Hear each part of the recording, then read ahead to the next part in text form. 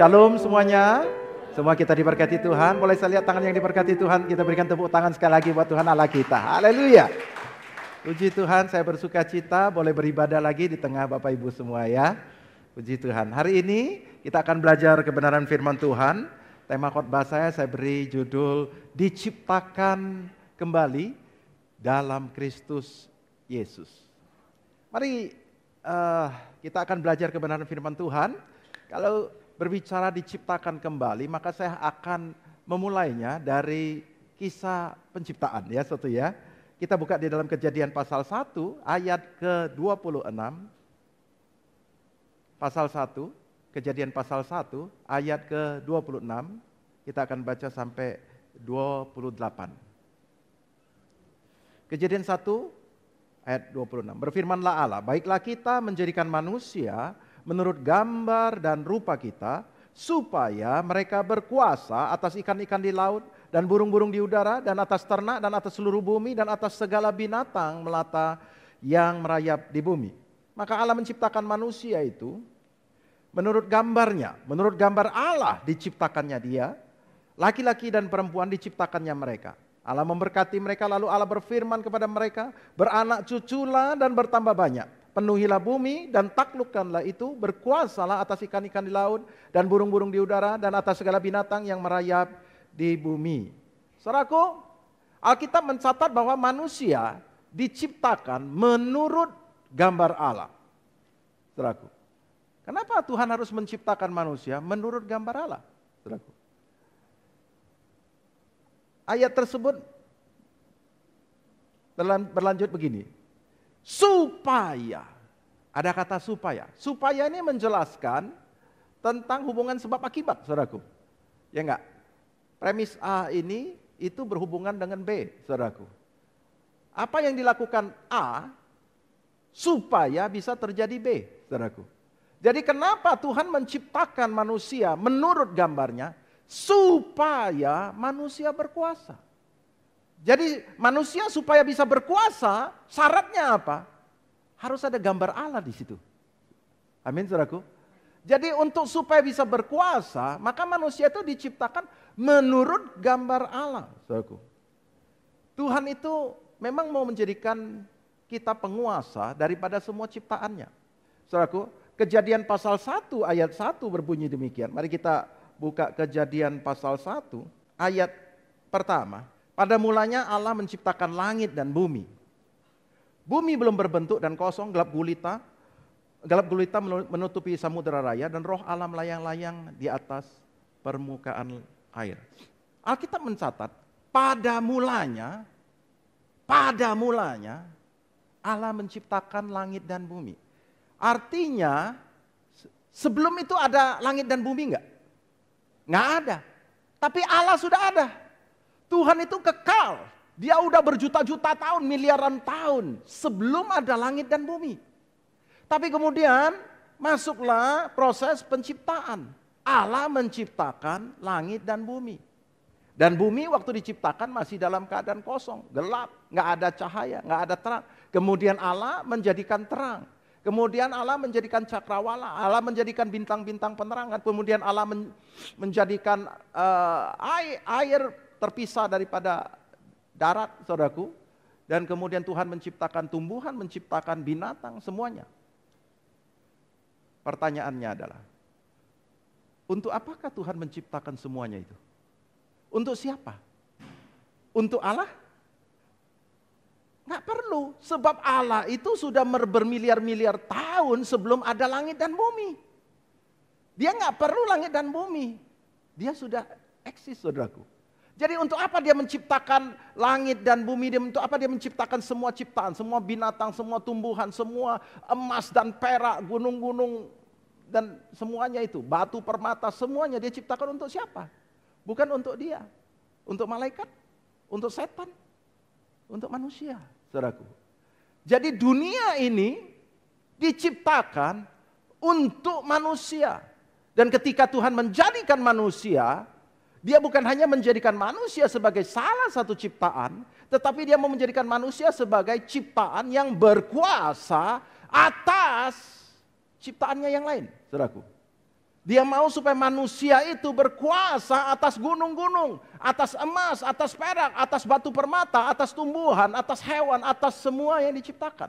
Saudaraku, Tuhan menjadikan semuanya itu dan kemudian memberikannya kepada manusia, saudaraku.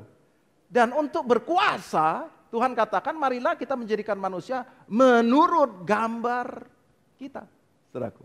Menurut gambar Allah, saudaraku.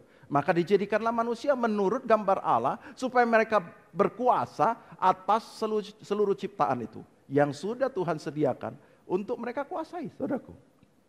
Itu adalah bagaimana Tuhan menjadikan manusia. Itu adalah rancangan awal. Namun ketika manusia jatuh dalam dosa, gambar Allah itu tidak ada lagi pada manusia. Hari ini kalau kita melihat manusia, kita melihat gambar pembohong, gambar penipu, gambar penjina, saudaraku. Kita melihat gambar pencuri, saudaraku, pembunuh, saudaraku. Kita melihat gambar orang yang sakit-sakitan, gambar orang yang depresi, gambar orang frustasi, saudaraku. Itu bukan gambar Allah.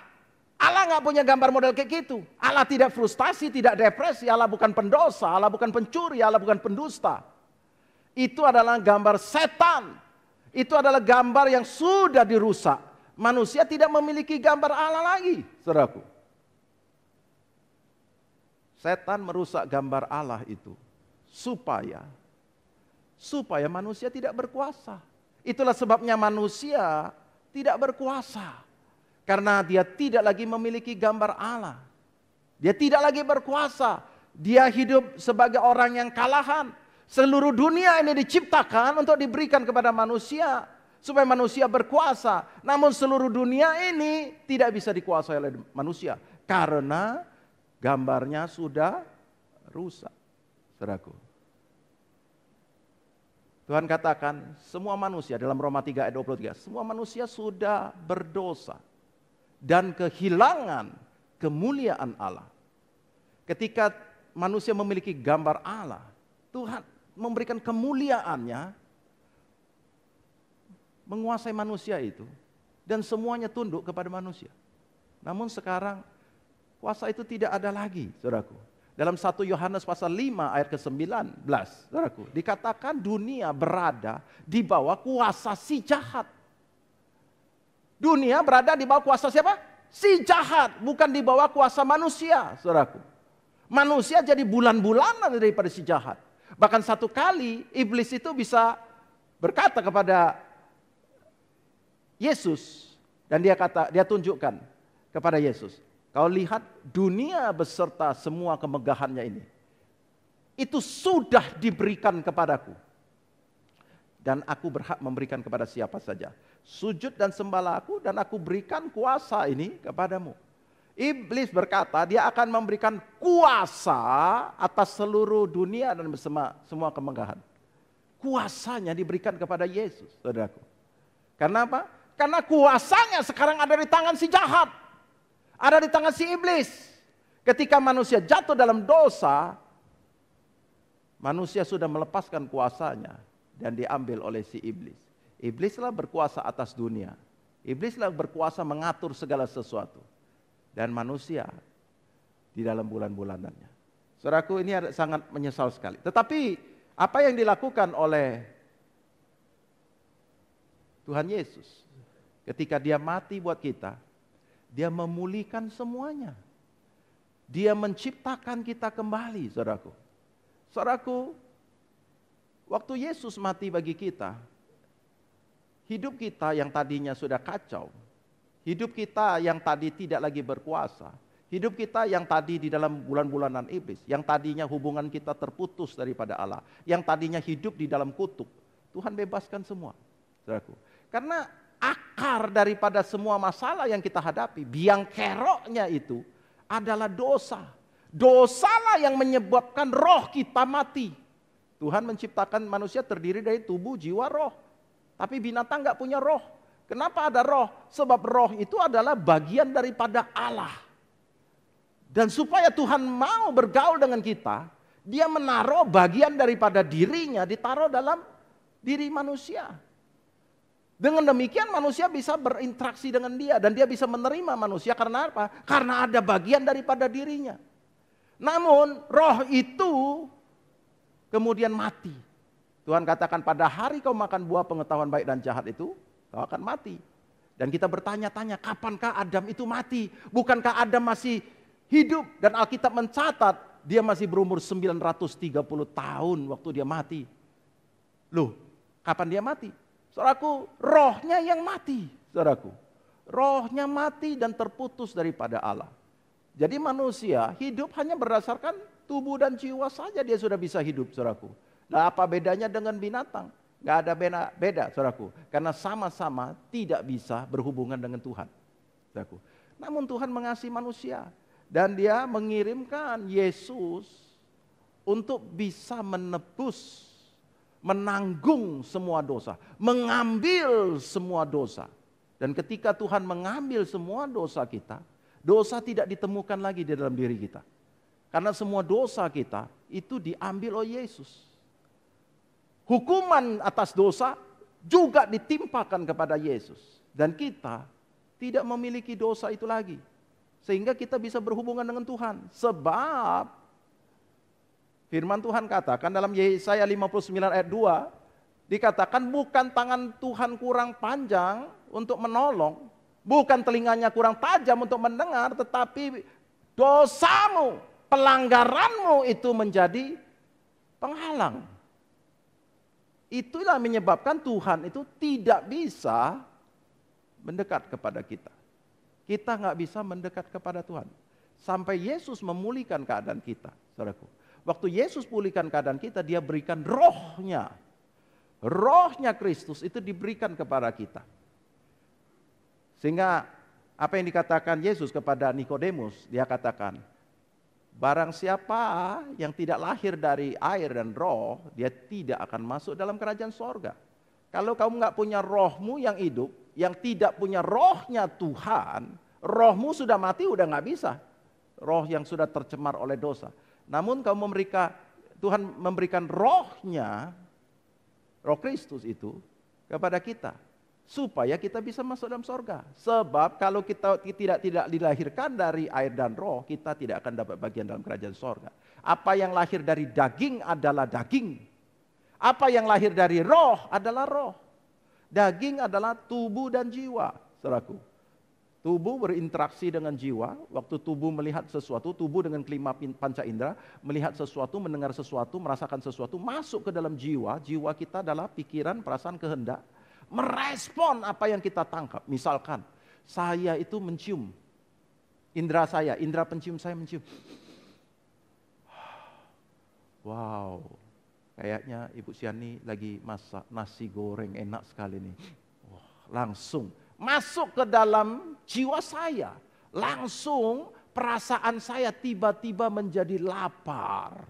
Ingat, dan pikiran saya sudah, enak sekali itu nasi goreng. Waduh, saya pernah menikmati. Waduh, gitu. Dan kehendak saya mau cicip nasi goreng. Dan kemudian dieksekusi oleh tubuh lagi. Tubuh mendatangi, mencari. Di manakah nasi goreng itu? Nasi goreng. Dan kemudian dieksekusi oleh tubuh. Saudaraku, itu adalah namanya daging. Apa yang lahir dari daging adalah daging. Apalah yang lahir dari roh adalah roh. Dan kita lahir dari roh. Di dalam Yesus.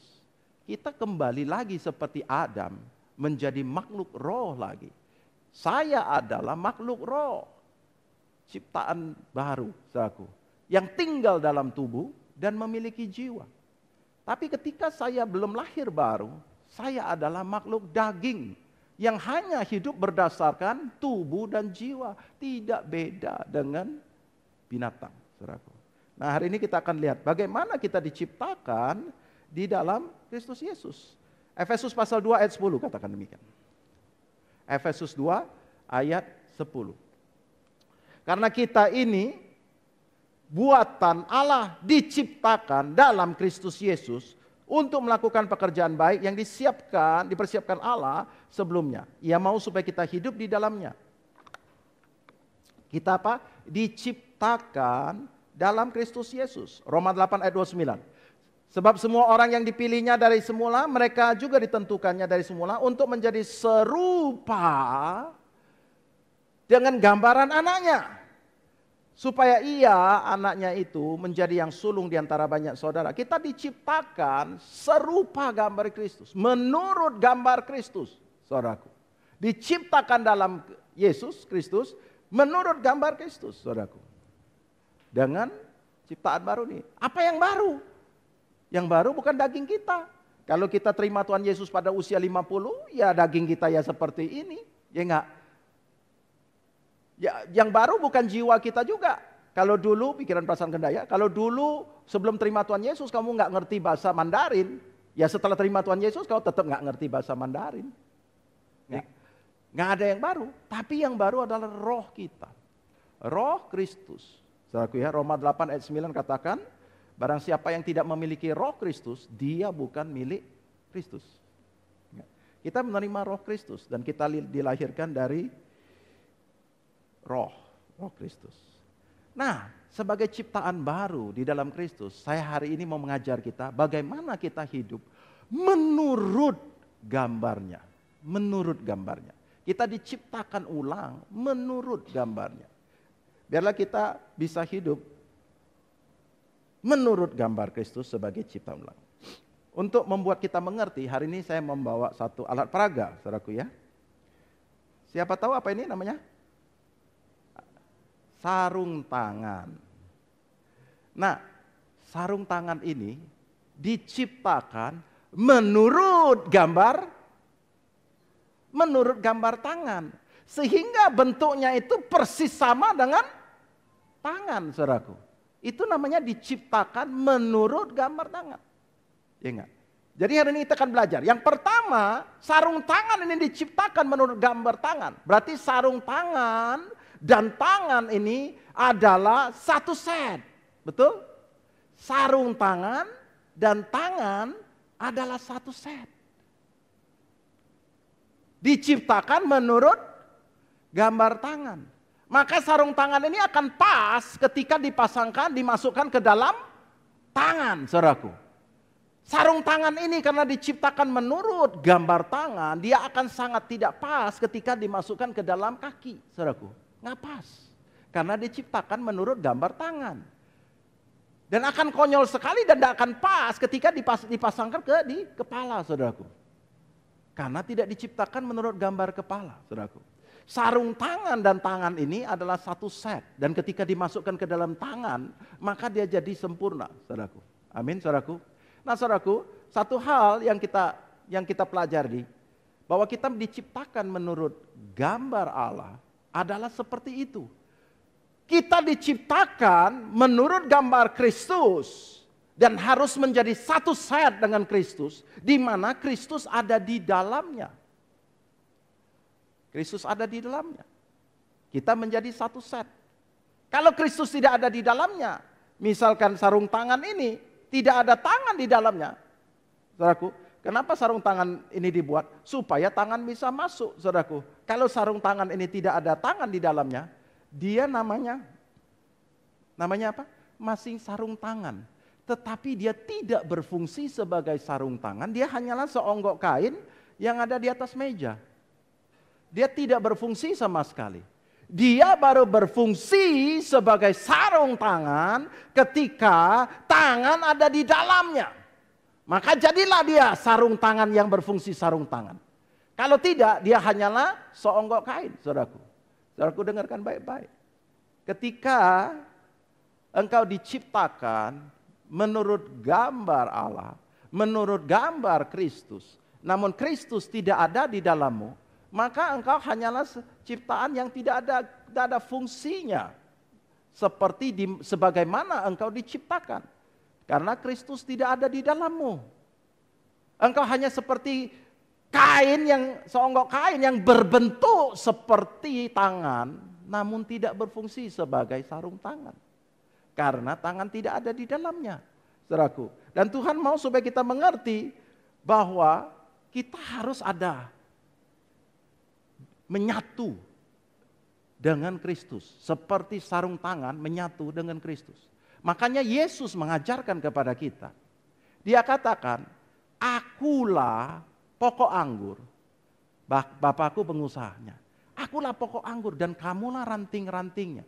Dan dia katakan, kamu tidak dapat berbuah di luar aku. Di luar aku kamu tidak dapat berbuat apa-apa.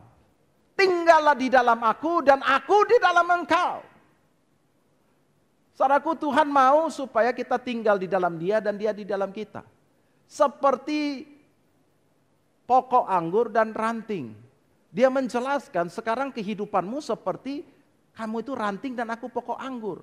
Dan kamu itu nggak bisa berbuah. Jangankan berbuah, kamu bahkan tidak bisa mendapat makanan kalau tidak dapat dari pokok anggur. Kau nggak bisa cari makananmu sendiri di luar. Kamu tidak bisa menghasilkan buahmu sendiri. Kamu mendapatkan makananmu, semua nutrisi, semua kehidupan itu dari pokok anggur.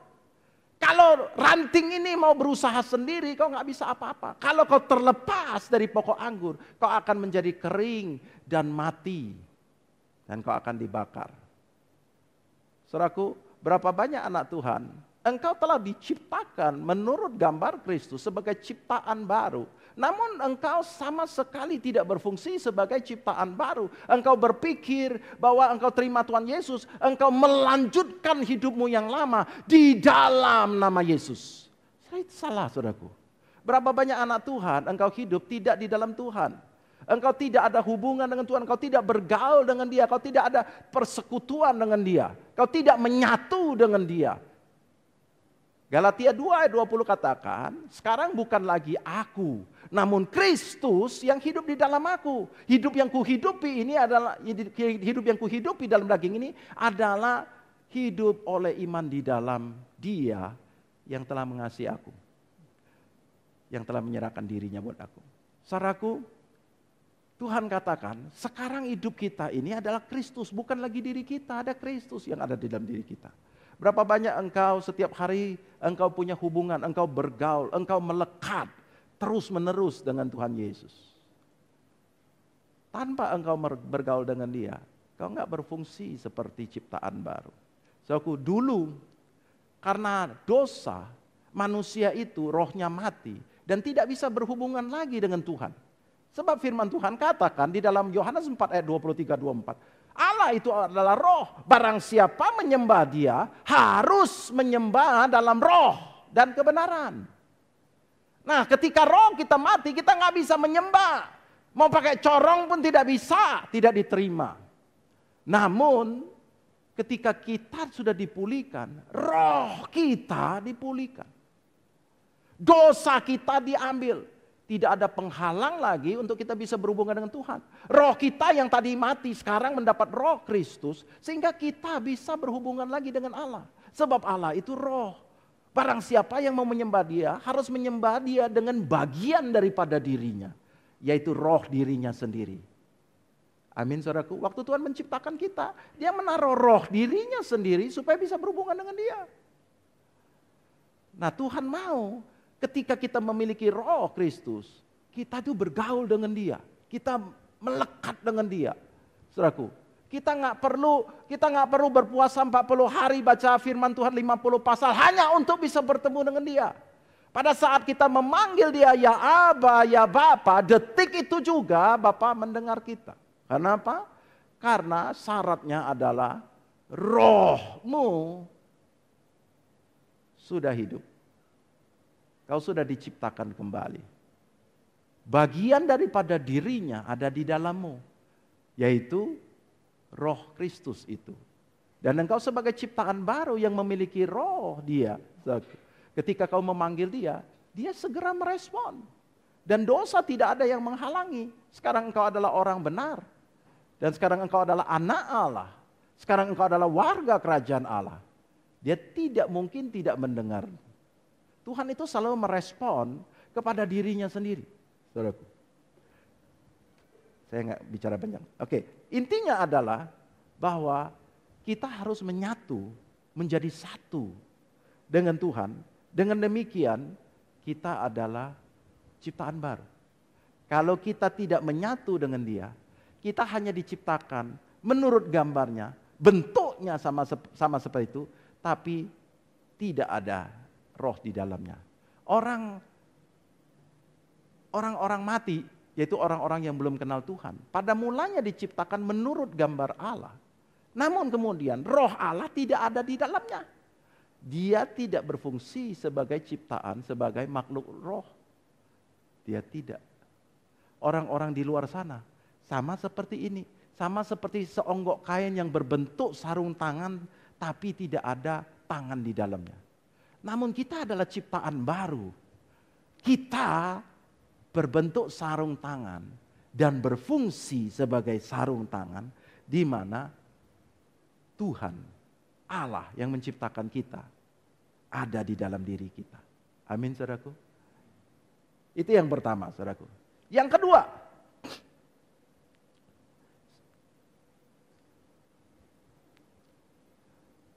mari kita buka di dalam Filipi 4 ayat ke-13. Filipi 4 ayat 13. Segala perkara dapat kutanggung di dalam Dia yang memberi kekuatan kepadaku. Saudaraku. Bahasa Indonesia terjemahan barunya kurang tepat menerjemahkan. Tetapi terjemahan yang lebih baik itu di dalam versi bahasa Inggris atau bahasa Indonesian Modern Bible boleh gitu ya. Dikatakan bahwa I can do all things through Christ who strengthen me. Saya dapat melakukan segala sesuatu melalui Kristus yang memberi kekuatan kepadaku. Saudaraku, berapa banyak kita ngomong sama Tuhan, kita mengeluh, kita berkeluh kesah, kita ngomong, Tuhan, aku sudah tidak kuat lagi. Aku sudah tidak kuat lagi. Tuhan, aku nggak mampu lagi. Karena kita selalu mengatakan bahwa kita sudah tidak kuat lagi. Aku sudah tidak sanggup lagi. Aku sudah tidak kuat lagi. Tuhan ngomong, yes. Jangan menggunakan kekuatanmu. Kau nggak punya kuasa. Kau nggak punya kekuatan. Saudaraku, bayangkan sarung tangan ini. Kalau tidak ada tangan di dalamnya, sarung tangan ini berusaha untuk mengambil air minum ini. Ambil, saya aus nih, coba. Saya aus. Ambil. Ambillah, tolong. Kurang pintar, bodoh kali kok. Gak ada kekuatan dia. Gak ada kekuatan. Sarung tangan ini diciptakan menurut gambar tangan. Dan sarung tangan ini dapat melakukan apapun. Ketika tangan ada di dalamnya, dia bisa mengambil apapun. Dia bisa melakukan apapun. Amin, saudaraku. Saudaraku, Tuhan katakan di luar aku, kamu tidak dapat berbuat apa-apa. Tetapi ketika di dalam aku, kau bisa berkata, I can do all things. Aku dapat melakukan segala sesuatu di dalam Kristus yang memberi kekuatan kepadaku. Efesus 6 ayat 10. Efesus 6 ayat 10 mengajarkan kita begini. Pada akhirnya hendaklah kamu kuat di dalam Tuhan, di dalam kekuatan kuasanya. Kita ngomong, Tuhan aku gak kuat lagi. Yes, Tuhan ngomong kau gak kuat memang. Kamu gak kuat. Tapi hendaklah kamu kuat. Jadilah kuat. Di dalam Tuhan, di dalam kekuatan kuasanya. Tuhan tidak menuntut kita dengan kekuatan kita untuk kita menjadi kuat. Dia tahu kita adalah makhluk yang lemah. Di luar dia kita tidak dapat berbuat apa-apa. Makanya Tuhan mau supaya kita ngerti bahwa kalau diciptakan baru, roh Tuhan ada di dalam kamu. Ya enggak? 1 Korintus 3 ayat 16. Tidak tahukah kamu bahwa roh Allah itu ada di dalam kamu? Roh Tuhan ada di dalam kamu. Untuk apa dia ada di dalam kita? Supaya kita bisa melakukan segala sesuatu. Supaya kita menjadi kuat di dalam kekuatan kuasanya. Karena di luar dia kamu tidak dapat melakukan apa-apa. Kamu jadi bulan iblis terus. Kau nggak bisa melakukan apa-apa. Tapi berapa banyak manusia berusaha mengandalkan kekuatannya sendiri. Berusaha ketika dia nggak bisa lagi, dia mengandalkan manusia yang lain. Dia mengandalkan orang yang lebih hebat dari dia. Dia minta tolong. Saudaraku. Tapi itu bukan yang diinginkan Tuhan. Makanya Tuhan berkata di dalam Yeremia, terkutuklah orang yang mengandalkan manusia, yang mengandalkan kekuatannya sendiri, yang hatinya menjauh daripada Tuhan. Dia tidak akan mengalami datangnya keadaan baik. Tuhan gak suka ketika kita mengandalkan kekuatan kita, mengandalkan manusia. Dia mau kita itu selalu mengandalkan Dia. Dia mau kita menyadari bahwa diri kita lemah. Tuhan, aku ini lemah. Tapi aku bersyukur bahwa Engkau menciptakan aku kembali. Dan aku bersyukur firman mengajarkan bahwa Engkau tinggal di dalam aku. Yesus katakan, ketahuilah bahwa aku menyertai engkau sampai kepada akhir zaman. Tuhan mau kita mengerti bahwa Dia selalu menyertai kita. Dia tinggal di dalam kita. Rohnya ada bersama dengan kita. Untuk apa? Supaya kita bisa melakukan segala sesuatu. Di luar Dia kita tidak bisa melakukan. Kita nggak punya power, kita nggak punya tenaga, kita akan frustasi. Kita berusaha lagi dan berusaha lagi dan berusaha lagi. Kita coba lagi. Akhirnya kita frustasi. Kita bunuh diri. Dan kita ngomong, Tuhan, aku sudah menyerah. Aku gak sanggup. Hari ini, Tuhan menciptakan kita ulang kembali. Supaya Dia mau kau tahu. Bahwa kau tidak seperti dulu. Orang-orang di luar sana tidak memiliki Allah. Dia tidak punya backup. Dia tidak punya janji. Coba kita buka di dalam Efesus 2 ayat 12. Efesus 2 ayat 12 bunyi ini. Bahwa waktu itu kamu tanpa Kristus tidak termasuk kewargaan Israel. Dan tidak mendapat bagian dalam ketentuan-ketentuan yang dijanjikan. Tanpa pengharapan dan tanpa Allah di dalam dunia. Ketika kita di luar Kristus, sebelum kita diciptakan ulang, dikatakan apa? Kamu tanpa Kristus, kamu itu bukan bagian daripada Israel. Kamu tidak memiliki janji. Tidak mendapat bagian daripada janji-janji yang diberikan pada Allah. Nggak ada janji-janji. Nggak ada bagiannya itu. Ketika orang di luar Kristus. Dan tanpa pengharapan. Engkau hidup di dalam keputusasaan. Frustasi, engkau berusaha mencoba dan menolong dirimu sendiri dan kau tidak bisa tanpa pengharapan. Sebab kau hidup di dalam kutuk dan kau tidak bisa lepas dari kutuk. Dan kutuk itu akan mengejar engkau. Karena apa? Karena kau hidup di dalam dosa. Dan selama dosa ada di dalam dirimu, maka akibat daripada dosa salah satunya adalah kutuk. Termasuk juga kematian kekal. Dan di dalam kutuk itu ada sakit penyakit, ada kemiskinan, ada kebangkrutan, ada perceraian, ada kemandulan, ada banyak kutuk. Saudara baca sendiri dari Ulangan 28 ayat 15 sampai 68. Itu mengejar terus. Selama manusia hidup dalam dosa. Kutuk itu selalu. Dan itu tanpa pengharapan. Gak bisa lepas. Dan dikatakan di luar Kristus. Dulu kamu tanpa Kristus. Kamu gak memiliki janji Allah. Dan kamu hidup tanpa pengharapan. Dan tanpa Allah. Apakah Allah tidak ada di dunia? Bukan. Tetapi Allah tidak membackup kamu. Allah tidak menjaga kamu.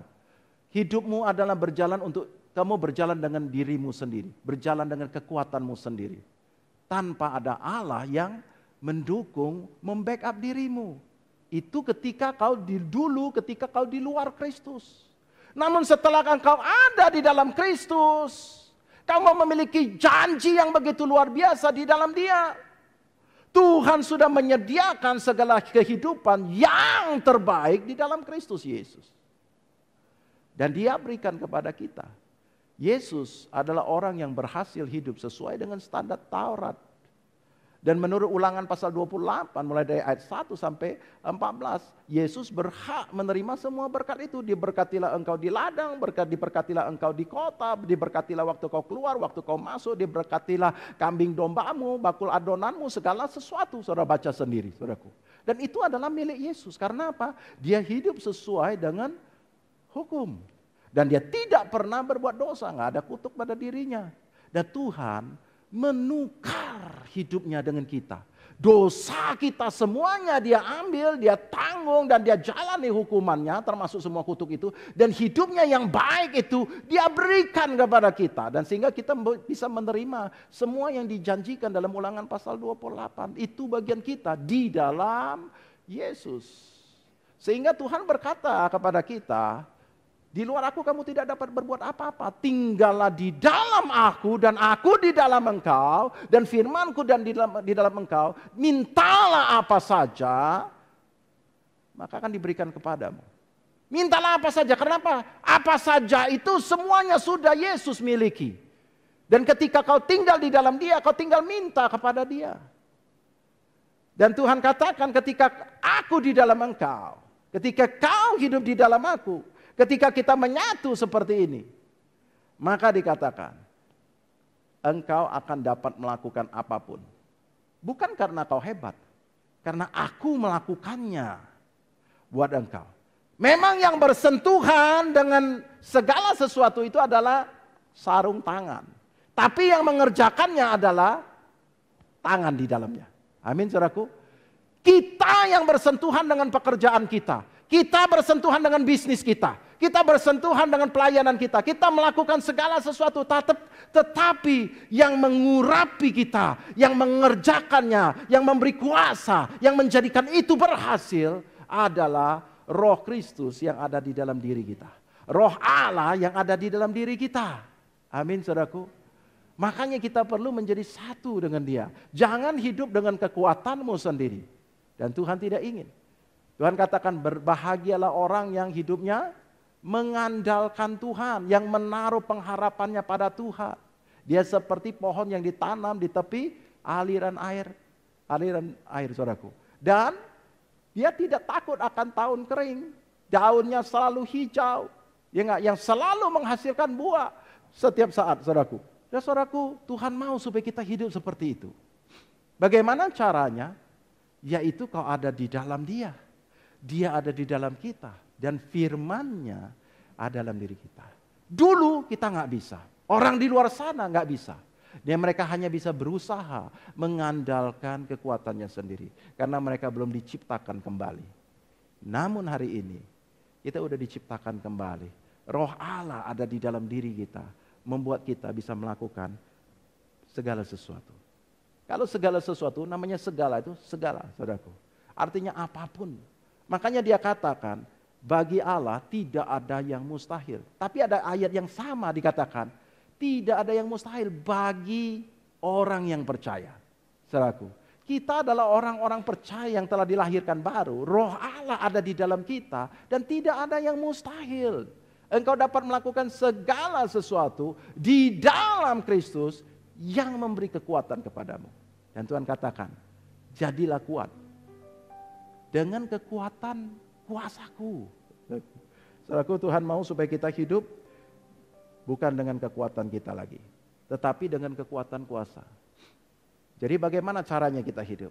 Tuhan kasih sederhana, kalau kau hidup dengan kekuatan kuasa aku, satu hal sederhana, kau tinggal di dalam aku dan kau minta sama aku. Kau minta sama aku. Dan ketika Roh Allah ada di dalam dirimu, kau bisa memperkatakan apa saja. Saya akan menjelaskan tentang bagaimana Tuhan itu merespon dirinya sendiri. Perhatikan baik-baik, saudara akan tercengang. Saya terkagum-kagum bagaimana Tuhan bekerja. Waktu Tuhan, Dia memulihkan diri kita. Saya tadi jelaskan bahwa waktu Tuhan menciptakan manusia, Dia supaya bisa bergaul dengan manusia, Dia perlu menaruh rohnya. Di waktu Dia menciptakan manusia, Dia menghembuskan rohnya. Bagian daripada dirinya ditaruh dalam manusia, supaya manusia bisa bergaul dengan Dia. Itulah sebabnya ada story, ada cerita antara manusia dan Allah. Dan Tuhan tidak menaruh rohnya kepada binatang karena Dia tidak mau ada story. Itu hanya sekadar ciptaan untuk kebutuhan manusia. Dia nggak perlu ada story dengan binatang. Amin, saudaraku. Dan Tuhan tidak menaruh rohnya. Dia menaruh rohnya kepada manusia. Dia memberikan segala sesuatu dan diberikan kepada manusia. Rohnya ditaruh dalam manusia supaya bisa bergaul. Tapi roh ini mati, tidak bisa bergaul lagi. Dan Tuhan pulihkan. Yang Tuhan pulihkan itu apa? Pertama, rohnya. Roh supaya bisa berhubungan dengan Tuhan. Dan kemudian Tuhan memberikan kepada kita firman-Nya. Ingat, Dia menaruh firman-Nya. Firman-Nya itu adalah firman yang mencipta. Pada mulanya adalah firman. Ya enggak? Firman bersama-sama dengan Allah. Firman adalah Allah dan firman bersama-sama dengan Allah. Pada mulanya adalah firman. Saudaraku, Dia adalah Allah. Jadi firman itu adalah Allah juga. Roh Allah juga. Tuhan katakan di dalam Yohanes 6 ayat 63 Yesus katakan, daging sama sekali tidak berguna, rohlah yang memberi hidup. Perkataanku yang kukatakan kepadamu adalah roh dan hidup, saudaraku. Jadi firman itu adalah roh juga. Dan Tuhan berikan kepada kita. Anggap baik-baik ya. 2 ya. Jadi pertama rohnya, roh Kristus diberikan kepada kita supaya kita pulih. Kedua, rohnya yang adalah firman diberikan kepada kita. Dan yang ketiga, dia berikan kepada kita Roh Kudus, saudaraku, untuk menjadi penolong bagi kita, mengingatkan kita kepada kita tentang firman Tuhan. Apa yang telah kukatakan kepadamu.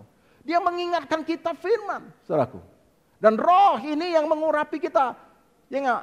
Dan ketika kita terima Roh Kudus ini, kita akan menjadi saksi, kita akan memiliki kuasa.